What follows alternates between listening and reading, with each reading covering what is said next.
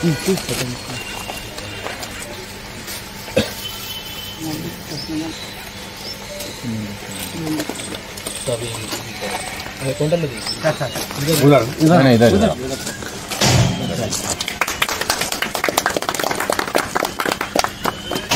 Metre का क्या है लोड? ये एनर्जी मीटर है, इसमें कितना लोड हो रहा है आपने को बताता है। ये फीडर पे कितना आ रहा है। अच्छा। आपने पूरे ट्रांसफार्मर का लोड इसमें कवर रहता है। ये एनर्जी ऑडिट पर्पस यूज होता था।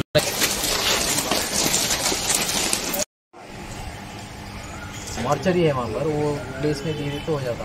साइड में एक गेट है, गेट पे लगते डिपार्टमेंट नहीं जाता। कल एसी साहब भी थे तुम्हारे कलेक्टर साहब, मुझे बोले आप वहाँ के से आए थे, गोलकपुर के सब स्टेशन के से आए थे हम। तो मैं बोला ये भी बोल दो बोल के बोला हॉस्पिटल लगा दो बस।